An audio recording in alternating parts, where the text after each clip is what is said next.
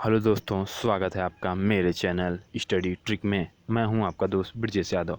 आज हम बात करने वाले हैं कुछ भौगोलिक आकृति के बारे में, जो कि परीक्षा में काफ़ी हमें डिफरेंट समझ में नहीं आता है कि कौन सा क्या सही होगा, क्या पूछ रहा है। तो आज हम उन्हीं के बारे में बात करेंगे और देखेंगे क्या है इनमें प्रॉब्लम्स। तो चलिए दोस्तों, वीडियो को शुरू करते हैं।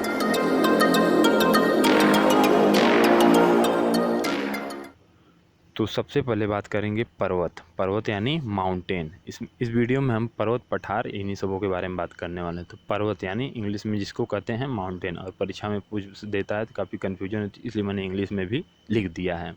तो पर्वत यानी माउंटेन। पर्वत का शिखर नुकीला और आधार चौड़ा, यानी पर्वत जो होता है वो शंकुनुमा होता है। पर्वत का शिखर नुकीला और आधार चौड़ा होता है। पर्वत की ऊंचाई धरातल से 1000 मीटर से अधिक होती है। अगर 1000 मीटर से कम है तो वह पर्वत नहीं माना जाएगा। तो पर्वत की ऊंचाई कितनी मानी गई है? 1000 मीटर से अधिक होगा तो उसी को पर्वत कहा जाएगा। जब बहुत सारे पर्वत एक रेखा में क्रम में व्यवस्थित होते हैं तो उसे पर्वत श्रृंखला कहते हैं। जब बहुत सारे पर्वत एक रेखा में के क्रम में व्यवस्थित होते हैं तो उन्हें पर्वत श्रृंखला कहते हैं। पर्वत अगर 1000 मीटर से अधिक होगा तब उसे पर्वत कहा जाएगा, और जब बहुत सारे पर्वत एक क्रम में व्यवस्थित होंगे तो उन्हें पर्वत श्रृंखला कहेंगे।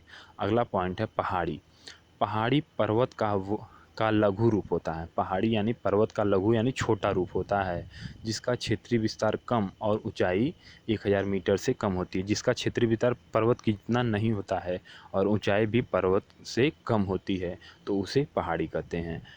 पहाड़ी पर्वत का लघु रूप होता है, जिस लघु यानी छोटा रूप होता है, जिसका क्षेत्रीय विस्तार कम और ऊंचाई 1000 मीटर से कम होती है। क्षेत्रीय विस्तार यानी दूरी, क्षेत्रफल इसका कम होता है, तो इसे पहाड़ी कहते हैं।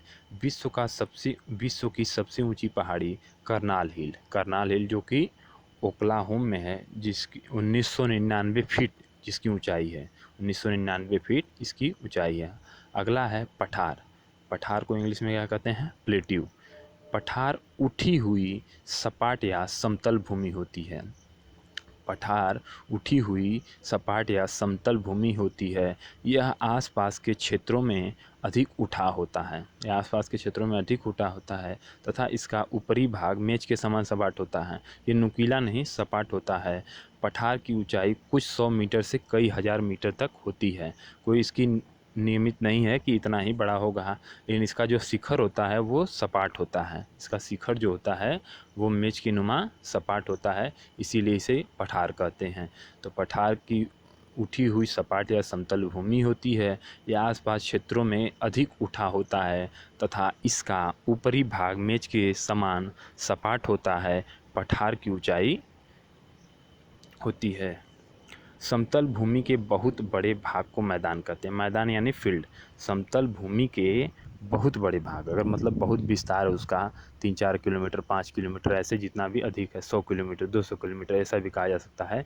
तो समतल भूमि के बहुत बड़े भूभाग को मैदान कहते हैं। मैदान की ऊंचाई 200 मीटर से कम होती है, यानी समुद्र तल से जो मैदान की ऊंचाई होती है वो 200 मीटर से कम मानी गई है, कम आंकी गई है। 200 मीटर से कम होगा तभी उसे ही मैदान कहेंगे, वरना उसे पठार की श्रेणी में भी डाला जा सकता है। तो समतल भूमि के बहुत बड़े भाग को मैदान कहते हैं। मैदान की ऊंचाई 200 मीटर से कम होती है। तो आज हम इन्हें बहुत सारे वीडियोस को देखें। तो उम्मीद करता हूँ दोस्तों वीडियो आपको पसंद आएगी। दोस्तों वीडियो से आपको दोस्तों लाइक, सब्सक्राइब, कमेंट